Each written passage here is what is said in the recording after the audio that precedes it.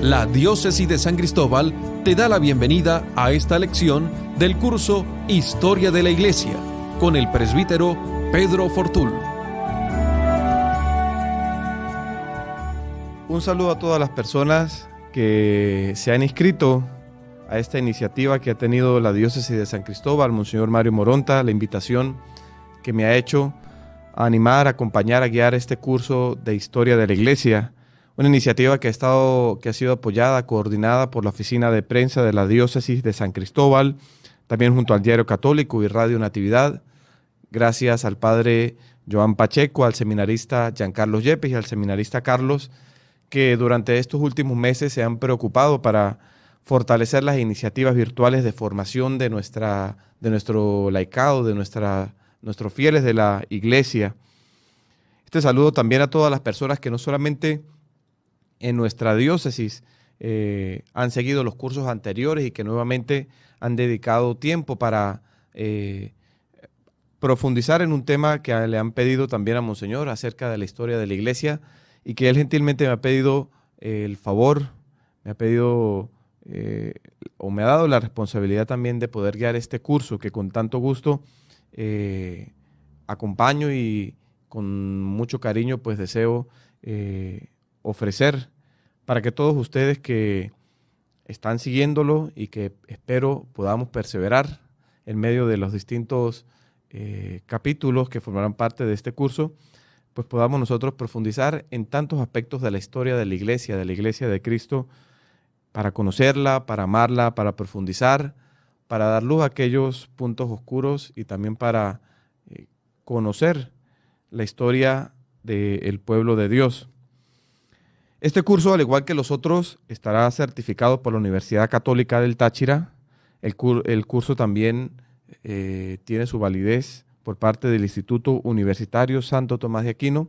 Y al final del curso, como se ha hecho en las otras oportunidades, tendrán, después de la respectiva examinación, la posibilidad de recibir el certificado en el cual constata que usted ha realizado este curso, iniciativa, vuelvo y repito, de nuestra diócesis de San Cristóbal. Yo soy el padre Pedro Fortul, soy formador del Seminario Diocesano Santo Tomás de Aquino, soy un sacerdote de esta diócesis de San Cristóbal y trabajo también en el seminario acompañando la formación de los muchachos que después de haber culminado sus estudios en el seminario menor y otros de experiencias que vienen de liceos, colegios o también de experiencias universitarias, deciden iniciar el curso introductorio del Seminario Mayor Santo Tomás de Aquino. Trabajamos y vivimos por lo general en el Santuario Diocesano del Santo Cristo de la Grita y también apoyo la formación académica en el Instituto Universitario Santo Tomás de Aquino, en el Seminario de Palmira, con las clases a muchachos de teología que corresponden a las lecciones de patrología y corresponden también a las lecciones, algunas partes de la historia de la Iglesia, algunos periodos de la historia de la Iglesia. Bien, la historia de la Iglesia es muy interesante porque está llena de muchísimas realidades que nos interesan. Además porque hemos escuchado tantas cosas sobre las distintas épocas de la historia de la Iglesia que generan interrogantes, generan preguntas. Algunas las conocemos más, otras las conocemos menos, pero es siempre la historia del pueblo de Dios y siempre es interesante poder profundizar en ella. Quisiera también, antes de ingresar o comenzar la parte introductoria de este curso, recordar algunas cosas útiles e importantes. Recordar que pueden ubicarnos y seguirnos a través de www.diocesisdesancristóbal.online. También para algunas inquietudes, preguntas, dudas que surjan a lo largo de este curso, es posible enviarlas a través del correo historia de la iglesia curso1@gmail.com. Todo unido, vuelvo y lo repito para que quede bien preciso, historia de la iglesia curso1@gmail.com. Todo unido. Este medio nos permitirá recibir sus interrogantes, sus preguntas, sus inquietudes que se irán generando a lo largo del curso. Y además de esto pueden acceder a través del canal de YouTube Diócesis de San Cristóbal.be y seguirnos a través de Radio Natividad, la emisora católica del Táchira, en el horario de 10 de la mañana y 9 de la noche. Todos los días a través de Radio Natividad también se estará transmitiendo este curso. Bien, para este curso de Historia de la Iglesia utilizaremos, o al menos yo utilizaré, algunas fuentes que nos sirven a nosotros nos sirven de guía, nos sirven de acompañante en el proceso de ir profundizando, de ir estudiando cada una de las etapas de la misma historia. Y también procuraremos con todos los medios posibles y por medio también de los responsables, hacerles llegar algunas especies de resumen, de guía, que les servirá, quizás no para ir siguiendo inmediatamente el curso, pero sí donde se encuentran enumeradas secciones, temas que son más resaltantes y más importantes de cada una de las etapas de la historia de la Iglesia. Y al igual que en los cursos anteriores que se han dictado, sea de Sagrada Escritura y algunos otros que se han realizado, pues tendremos nuestros momentos de evaluación. Ya en su debido tiempo indicaremos la forma, la fecha de estas evaluaciones que permitirán precisamente ir constatando que quienes han seguido este curso de Historia de la Iglesia pues van profundizando, van adquiriendo el conocimiento, van siguiendo cada una de las enseñanzas y que se va afianzando lo que este curso pretende dar y este curso quiere dar, quiere enseñar, ¿no? Bien, tenemos que decir que este curso tiene la finalidad de presentar en síntesis la imagen de la Iglesia de Cristo que camina en el tiempo. Eso es una de las finalidades de este curso. Presentar la vida de la Iglesia de Cristo en manera sintética. No podemos pretender exponer toda la historia de la Iglesia en este curso breve, pero sí presentarlo de forma sintética cómo la Iglesia ha vivido en el tiempo. Y esto es muy importante. La Iglesia de Cristo está en el tiempo y vive en el tiempo y camina en el tiempo. Tenemos que decir que para profundizar en la historia de la Iglesia tenemos que seguir una regla que es de oro. No podemos decir nada falso de lo que ha formado parte de la vida de la Iglesia y no podemos callar nada de aquello que sea verdadero. Conocer, confrontar, profundizar la historia de cualquier realidad, y en este caso de una realidad que se llama Iglesia de Cristo, permite siempre aprender. De hecho, la historia la conocemos como maestra de vida, ¿no? La maestra de vida. Y no tenemos que tener miedo a esto. Hasta finales prácticamente del siglo XIX, muchos de los grandes archivos eclesiásticos, entre ellos el Archivo Secreto Vaticano, tenían muchas limitaciones para poder investigar desde las fuentes documentales la vida de la Iglesia. Con el surgimiento de la Ilustración, con el surgimiento de la época del modernismo, muchos quisieron poder acceder a estos lugares para corroborar desde las fuentes documentales la historia de la Iglesia. Y fue así como un papa muy importante, el Papa León XIII, un papa que gobernó la Iglesia entre la última década del siglo XIX y los primeros años del siglo XX, tuvo la valentía de abrir los archivos para que los investigadores históricos, cristianos, católicos, pero también cristianos, protestantes y personas de otras denominaciones religiosas pudieran acceder a ellos y conocer sin temor, desde las fuentes documentales, la vida y la historia de la Iglesia. Recordar esta regla de oro es muy importante. No decir nada de falso, y muchas cosas falsas se dicen en la historia, y no callar nada que sea verdadero. No tenerle miedo a las cuestiones que sean oscuras y espinosas. Tenemos que tener valentía de historiadores y confianza en el Señor de la historia, que es Cristo, y abandonar quizás un método apologético que pretenda solamente hacer propaganda de la iglesia, que pretenda solamente defender la iglesia procurando negar que en nuestra historia de 2000 años no hayan existido debilidades y sombras, y con sinceridad y honestidad científica e histórica poder profundizar en la huella que la iglesia ha dejado en el paso del tiempo. Aún así, más allá de la lectura del aspecto humano de la iglesia, las distintas cosas que los miembros de la iglesia, que somos seres humanos, hemos realizado, más allá de esto, de este aspecto muy humano, no tenemos que olvidarnos del rostro divino de la iglesia, es decir, la presencia y la obra del Espíritu Santo que guía en modo insondable el continuo progresar de los fieles que formamos parte de la iglesia.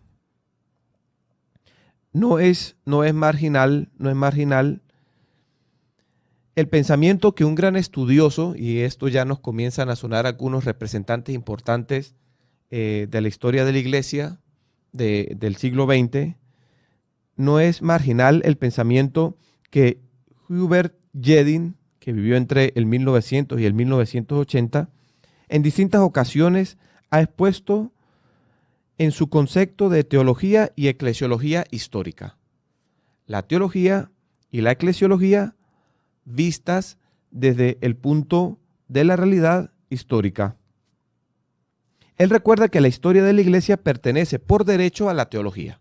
Y aquí tenemos que detener un momento a tratar de comprender esta afirmación de Jedin. La historia de la iglesia pertenece por derecho a la teología. ¿Por qué? Porque la teología es el discurso, es la reflexión desde la realidad de Dios. Y la iglesia es el objeto del estudio de la historia. No podemos nosotros olvidarnos que estamos estudiando una realidad que es humana y es también divina. Estamos estudiando el caminar de esa realidad que es cuerpo místico de Cristo, que es pueblo de Dios, que es misterio de iglesia, como aparece muy bien descrito en un documento muy importante en la Constitución Dogmática Lumen Gentium del Concilio Vaticano II, y como se afirma también en el credo que dominicalmente nosotros profesamos, que la iglesia es una, que es santa, que es católica, que es apostólica. Esta fe incluye dos aspectos muy importantes que nos ayudan a profundizar el objeto del estudio que estamos realizando, que es la iglesia y su historia. El primero, que la iglesia fue fundada por Cristo. Eso es una gran verdad. No es solamente una invención de cualquier hombre, sino es una fundación de Cristo Jesús, que es verdadero Dios y es verdadero hombre. Y también que la iglesia continuamente se encuentra asistida y sostenida por el Espíritu Santo. Jesús mismo, de hecho, ha anunciado su reino con la evangelización, con su predicación, con su testimonio y sobre todo con su misterio pascual. Pero sabemos muy bien que este reino no tiene un carácter solamente escatológico, es decir, un reino que se realizará al final de los tiempos, al final del mundo, como solemos nosotros decir, sino que es un reino que está ya presente y que continúa presente en la iglesia después de que Jesús subió al cielo y envió el Espíritu Santo en Pentecostés.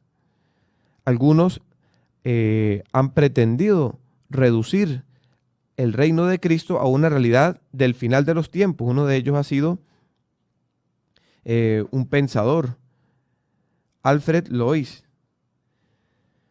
Y además de esto, tenemos que recordar que no solamente Cristo ha fundado una iglesia, sino que la iglesia es suya. Tú eres Pedro y sobre esta piedra edificaré mi iglesia. Entonces, ya esto nos da idea, de la realidad de la que nosotros vamos a estudiar su historia. La iglesia, el cuerpo de Cristo, iglesia fundada por Cristo, iglesia que es de Cristo, e iglesia que es fundada y asistida constantemente por el Espíritu Santo, por la gracia del Espíritu Santo. A esta referencia de la iglesia de Cristo, iglesia que es suya, recordemos muy bien un escrito que valdría la pena que alguno retomase por ahí como una fuente para profundizar esta primera parte de la historia de la iglesia, de 1964, un documento magisterial del Papa San Pablo VI, la encíclica Programmatica Ecclesiam Suam. Cristo no solamente ha fundado una iglesia, Cristo no solamente la ha dejado con la asistencia del Espíritu Santo, Cristo no solamente ha fundado su iglesia, sino que Él mismo ha delineado la estructura de la iglesia, porque Él mismo eligió a los 12 apóstoles, con Pedro a la cabeza. También a ellos les dio la tarea de predicar el evangelio, de administrar el bautismo, de celebrar su memorial, la Eucaristía. Les entregó, les confirió el poder de atar y de desatar en la tierra, es decir, de perdonar los pecados.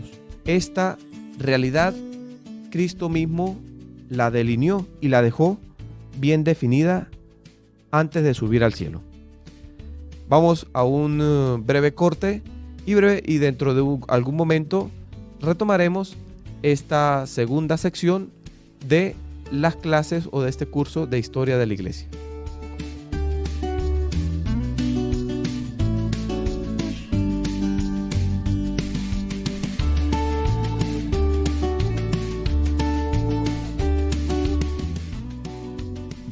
Vayan pues y hagan que todos los pueblos sean mis discípulos. Bautícenlos en el nombre del Padre, y del Hijo, y del Espíritu Santo, y enséñenles a cumplir todo lo que yo les he encomendado a ustedes. Yo estoy con ustedes todos los días hasta el fin de la historia. Mateo 28, del 19 al 20. Disponibles todas las lecciones del curso Historia de la Iglesia en el canal de YouTube Diócesis de San Cristóbal VE.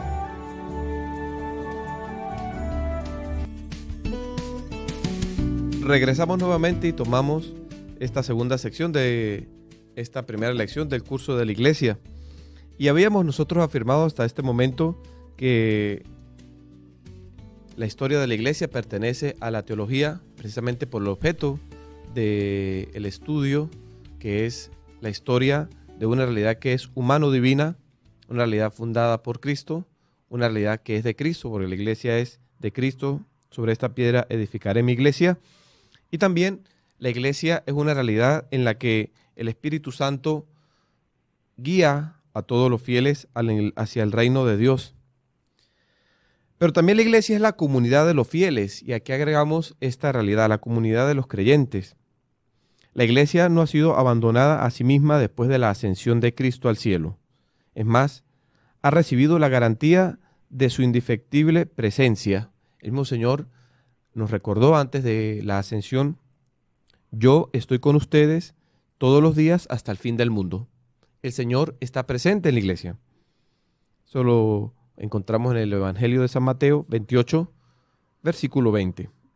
Por estos motivos, o por este motivo, es significativo afirmar que el objeto propio de la historia de la iglesia es la comunidad fundada por Cristo y guiada por el Espíritu Santo. Esa es la historia que nosotros procuraremos conocer y es el objeto de nuestro estudio acá. No se trata de una comunidad invisible o del conjunto de los verdaderos creyentes, como afirmaban los luteranos. Todavía no nos introducimos en algún momento de la historia precisa, sino que estamos dando este preámbulo y estas definiciones o estas realidades que tenemos que tener un poco claras. La iglesia no es una comunidad invisible, sino que la iglesia es una comunidad visible. Y tampoco es una realidad de los verdaderos creyentes. No sabemos quién tiene o no tiene la fe. La iglesia es la comunidad de los bautizados, y nosotros vemos muy bien a cuál persona bautizaron. Pero también tenemos que recordar de que la iglesia es una realidad que se encuentra en tres estados, en tres realidades. La iglesia es la iglesia peregrina aquí en el tiempo, pero también está la iglesia o el conjunto de los fieles que se encuentran en el purgatorio, la iglesia purgante, y hablamos también de la iglesia triunfante, la iglesia de los santos en el cielo. Entonces, la historia que nosotros dedicaremos a estudiar es la historia de la iglesia peregrina, de la historia de la iglesia que vive o que ha vivido y ha transcurrido a lo largo de los siglos acá en la tierra, en el espacio, en el tiempo. También tenemos que recordar que la iglesia no es una realidad solamente de los predestinados, como afirman los calvinistas, y mucho menos que la iglesia es solamente la iglesia de las almas, tipo carismático, sino que la iglesia es visible y la iglesia es histórica, compuestas por personas, y es un conjunto también junto a una entidad trascendente y espiritual que constituye un misterio, el misterio de la iglesia. El misterio, como lo dice la Lumen Gentium, la iglesia es también misterio de salvación. El fundamento teológico de la iglesia se encuentra precisamente en el misterio de la encarnación. Estos días que han pasado hemos celebrado, hemos conmemorado, hemos meditado, hemos rezado en torno al misterio de la encarnación, que junto al misterio pascual constituyen dos grandes ejes o dos grandes puntos de fe de la vida cristiana, del cristianismo. Dios invisible se ha hecho hombre y entra en la historia. Este pensamiento se encuentra resumido por el Papa León Magno, que es un papa que vivió en el siglo V, a inicios del siglo V, y es también un gran padre de la iglesia. El Papa León Magno afirmaba esta realidad teológica de la iglesia y de la encarnación diciendo lo siguiente: ante tempora manens esse cepit in tempore. Permaneciendo antes del tiempo o existiendo antes del tiempo, Cristo, la palabra, ha comenzado a existir en el tiempo, el misterio de la encarnación.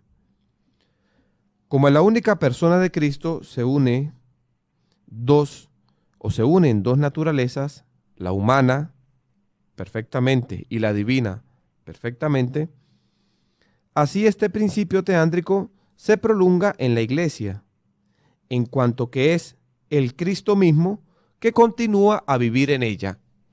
¿Qué es lo que queremos decir?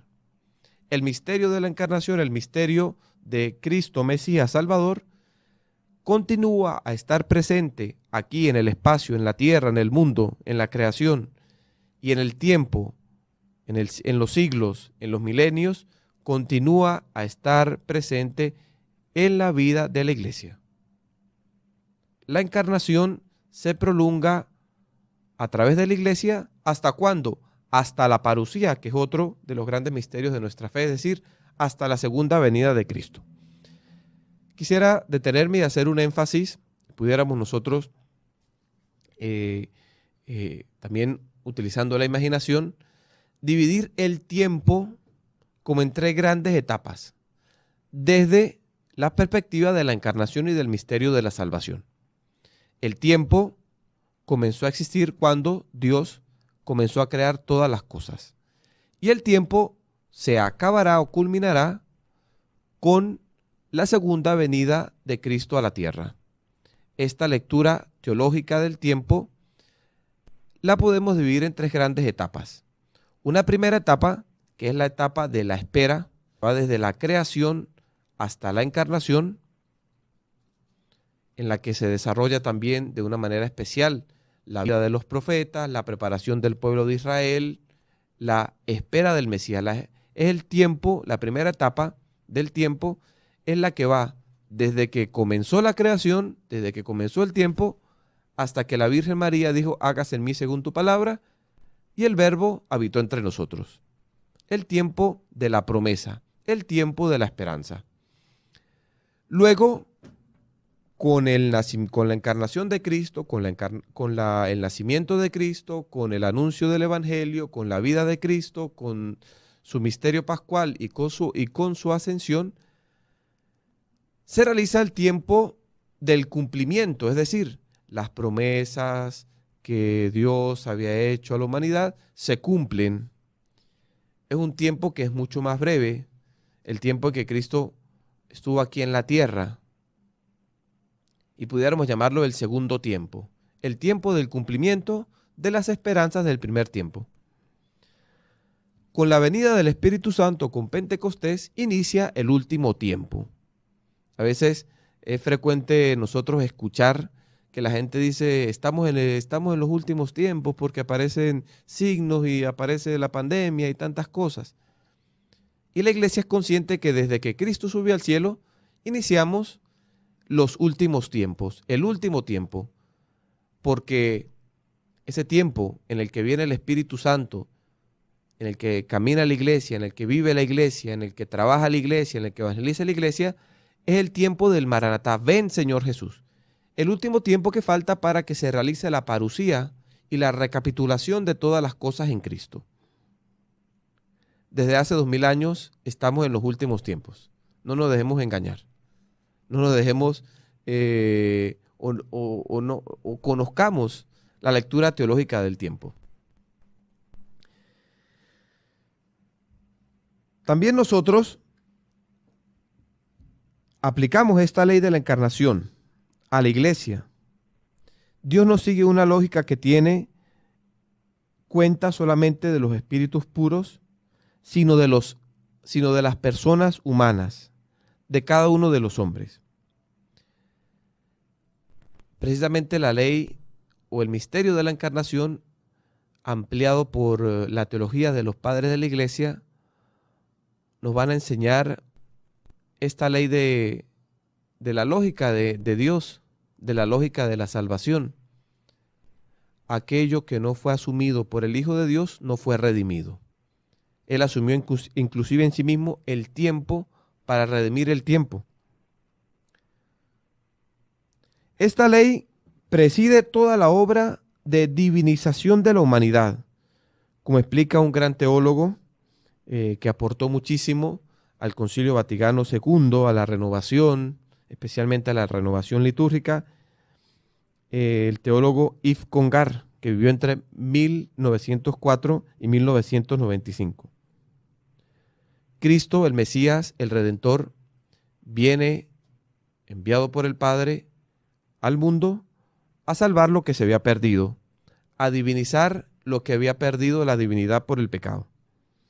Existe entonces una iglesia de la fe y una iglesia de la historia, pero estas dos no se encuentran separadas, sino que son una única realidad. Pudiéramos decir mejor, con la Lumen Gentium, son dos rostros de una misma realidad teándrica, divina y humana conjuntamente. Ahora, para comprender mejor esta naturaleza íntima de la iglesia, se pueden recordar algunas imágenes evangélicas con las cuales se define la iglesia. Estas las podemos tomar de la vida pastoral y de la vida agrícola, de la construcción de edificios, de la idea de familia, de la iglesia, de la idea de matrimonio, y son figuras siempre complementarias que colocan en luz, cada una a su modo, algún aspecto o alguna realidad de la misma iglesia. Ninguna imagen con la que se procura mostrar la iglesia en su totalidad la muestra. Por eso se utilizan distintas imágenes. En el capítulo 6 de la Lumen Gentium se recuerda, por ejemplo, que la iglesia es una grey, que la iglesia es, además, el conjunto de ovejas guiadas por el pastor. Otra imagen que la Lumen Gentium nos ofrece es que la iglesia es el campo o el terreno de Dios, que es también una viña elegida con un divino agricultor. La iglesia también es definida como el edificio de Dios, la casa de Dios, donde permanece y demora su familia. Es la piedra angular sobre la cual construyen los apóstoles. La iglesia es también el templo santo compuesto por piedras vivas. Es el arca que nos salva, como en el tiempo del diluvio. Y todavía la iglesia es la esposa del Cordero que es Cristo y que Él ha amado y ha santificado. Y por supuesto, una de las definiciones más o imágenes más hermosas de la iglesia es el pueblo de Dios, recogido desde los cuatro ángulos de la tierra. Es el nuevo Israel, es el heredero de las promesas divinas. Y sobre todo, el reino de Dios sobre la tierra que se ha manifestado a la humanidad en palabras, en los milagros y en la persona de Cristo. La iglesia es también el cuerpo de Cristo, la imagen paulina de la iglesia, que recibe la vida, el cuerpo de su cabeza, que es Cristo. Algún padre de la iglesia, por ejemplo, como San Ambrosio de Milán, y también otro gran padre de la iglesia, como San Hipólito de Roma, han utilizado algunas imágenes para mostrar la vida de la iglesia. Por ejemplo, el de una nave, el de una pequeña barca que navega en el océano del tiempo y que atraviesa las tormentas para arribar intacta al puerto de la eternidad. San Vicente de Lerín, muerto en el 450 después de Cristo, entiende la iglesia según un concepto de desarrollo coherente. Él explica a través de la imagen de la semilla que crece como un pequeño grano de mostaza, como un poco de levadura que entre, que hace que la masa fermente. Así como la semilla de trigo germina, brota, surge, sale la espiga y permanece siempre trigo, así, de esta manera, la esencia de la iglesia se realiza en la historia, en formas variables, pero permaneciendo igual y siempre ella misma, la iglesia de Cristo.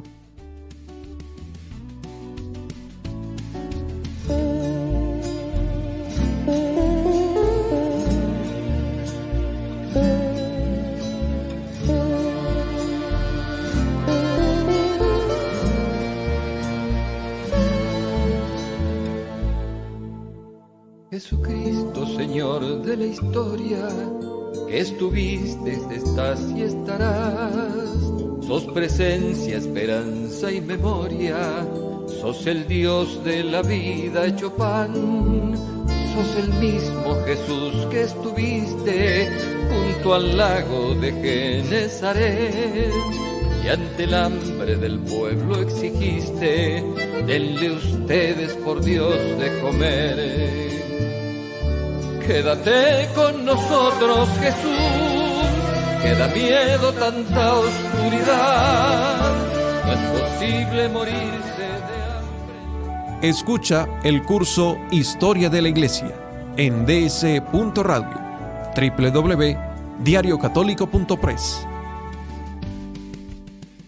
Retomando esta última sección de esta primera lección del curso de la Historia de la Iglesia Antigua, que va desde el siglo I hasta el siglo V, hemos hecho hasta este momento un poco para retomar la definición de algunas cuestiones introductorias que son necesarias aclarar, precisar, para luego sí ya poder realizar o entrar, digamos, en la dinámica de un desarrollo, digamos, cronológico de los distintos acontecimientos que fueron formando parte de la historia de la iglesia primitiva. Hasta este momento recordemos, y retomo, y porque esto me interesa, nos interesa a todos que quede muy claro que vamos a estudiar la historia de una realidad que se llama iglesia, que tiene este aspecto humano, pero también tiene una realidad divina, porque es una realidad fundada por Cristo, no es fundada por cualquier hombre, sino que es fundada por el Dios que se ha hecho hombre. La iglesia es también suya, Él continúa a realizar su obra en la iglesia. La iglesia es también asistida y guiada por el Espíritu Santo hasta la parusía. La iglesia está formada por nosotros los hombres, por los fieles, a quienes a través del bautismo se nos incorpora a la vida de la iglesia. La iglesia es una realidad también que trasciende el tiempo, porque tenemos miembros de la iglesia en el purgatorio, miembros de la iglesia en el cielo, la iglesia de los santos. Entonces hay que precisar todas estas cosas. Y vamos a estudiar la historia de la iglesia aquí en la tierra peregrina, no vamos a estudiar la historia de la iglesia en el cielo, en la eternidad, sino la historia de la iglesia de los fieles, de los hombres que queremos o que hemos escuchado la llamada del Señor a ser parte de su pueblo. Además de esto, hicimos énfasis en una realidad que guía al objeto de estudio, que es la iglesia, que es la ley o la lógica de la encarnación, la lógica del Dios que se hace hombre y entra en el tiempo y se hace hombre como nosotros, precisamente para redimir la humanidad pecadora que forma la iglesia aquí en el tiempo. Esto tenemos que tenerlo muy claro, ¿no? Porque si encontramos defectos en algunos momentos y en varias etapas, momentos oscuros inclusive de la vida de la iglesia, porque la iglesia no está formada por santos. La iglesia en el cielo sí está formada exclusivamente por santos, pero la iglesia en el purgatorio y sobre todo aquí en la tierra está formada por pecadores, por hombres en camino de conversión, por personas en camino. Bien, retomando entonces esta última parte, tenemos que ver que del concepto de la iglesia, de esta iglesia, Iglesia de Cristo, Iglesia Santa, una católica y apostólica, depende la inteligencia y la interpretación de su historia.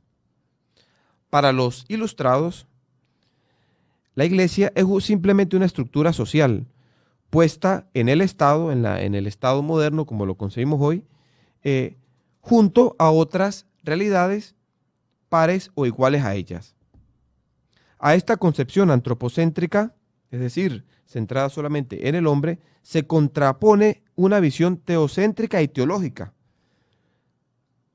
según la cual la historia de la iglesia tiene un desarrollo de la vida de Cristo que ha comunicado a la humanidad para reunirla en Dios. También los protestantes, de los que surgieron ya en el siglo inmediatamente a la reforma protestante con Lutero, en los primeros o en la segunda década del siglo XVI, tenían un concepto parcial de la iglesia. Martín Lutero, que vivió entre 1483 y 1546, inició con acusar que el papado había oscurecido el evangelio, mientras que un discípulo suyo publicaría también una obra en el que pretendía demostrar que Roma había traicionado el ideal de la iglesia primitiva. Ante estas acusaciones falsas, es una visión limitada que se produce con la reforma protestante, el cardenal César Baronio, siempre en el siglo XVI, responde con una obra muy interesante, Anales Eclesiásticos. Esto no los digo para que vayan ahorita a buscarlo, sino estoy haciendo un poco la respuesta que la iglesia dio desde la contrarreforma o desde la reforma católica, demostrando la legítima y la continua histórica y la continuidad histórica de la Iglesia Católica a lo largo de los siglos. No podemos decir que la Iglesia de Cristo, que inició en estos primeros siglos, a lo largo del transcurrir de los milenios, del tiempo, se ha perdido, porque el mismo Cristo dijo, y permanecerá hasta el final, y el poder del infierno no prevalecerá sobre ella. En su conjunto, la historia eclesiástica puede ser comprendida también desde el punto de vista de la historia de la salvación. Cuando estudiamos en el Instituto Universitario junto a los seminaristas el curso de historia, me gusta siempre colocar en la pizarra 3 líneas paralelas y cada línea representa el transcurrir del tiempo desde algún punto de vista. Una representa la historia de la humanidad, otra la historia de la iglesia y la otra representa la historia de la salvación. Y a su vez, estas 3 líneas paralelas, como quien ve un pentagrama, un tetragrama musical, se encuentran, hacemos una cuarta línea que se entrecruza por encima de estas 3 líneas paralelas para mostrar que la obra de la salvación que Dios realiza del género humano se entrecruza teniendo en cuenta la historia de los hombres, y por la historia de los hombres pasa la historia de la salvación de los mismos hombres, y en esa historia de los hombres Dios tiene su iglesia. Aunque son 3 visiones, digamos, paralelas, se encuentran unidas por una única realidad, que es la providencia y la voluntad de Dios. La historia de la iglesia es también una historia de salvación que comenzó desde la promesa que Dios hizo a toda la humanidad de enviar un Salvador, que es Cristo Jesús, y que luego se va concretizando con la historia también de un pueblo, la historia del pueblo de Israel, que sirvió de preparación para el nacimiento del Mesías y para su misterio pascual. Este significado puede ser leído en modo completo solo desde la fe. La iglesia, de hecho, es la presencia continua de Cristo en el mundo y la actuación de la comunión con Él por parte del pueblo de Dios. Lejos de ser una separación progresiva del ideal evangélico, y esto también se ha pensado, de hecho, hay una teoría de la decadencia de la historia, de la decadencia de la iglesia, que conforme nos alejamos del evento cristiano, va perdiéndose cada vez más el ideal evangélico predicado por Cristo, y esto es falso. O también una visión solo de progreso, según el ideal de los ilustrados, en los que la fe, la iglesia y la experiencia que tuvieron los primeros discípulos junto al Señor, pues fue una especie de niñez intelectual y niñez de la razón, en la cual todavía esta cuestión de mesianismos, de presencia de Dios, son como mitificaciones y pensamiento pueril del ser humano, y no es así. Un desprecio por el hombre como ser religioso. La historia, en cambio, la historia de la iglesia conoce, y en ella se encuentran retrocesos y también grandes pasos hacia adelante. Grandes luchas entre luz y oscuridad. La historia de la iglesia también la podemos comprender desde la enseñanza de Cristo, la mezcla del buen grano y de la cizaña. Recordar esa parábola en la que Cristo nos dice: vino el sembrador y puso la buena semilla, pero también en la noche vino el enemigo y sembró la cizaña, y por eso es normal, o por eso encontramos nosotros en la vida de la iglesia también grandes pecados y grandes males.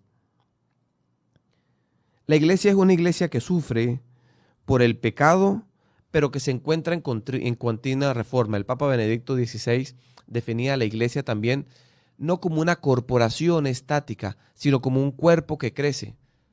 Cada uno de nosotros, desde que nacimos y con el transcurso del tiempo, hemos crecido y hemos cambiado, pero somos siempre nosotros mismos.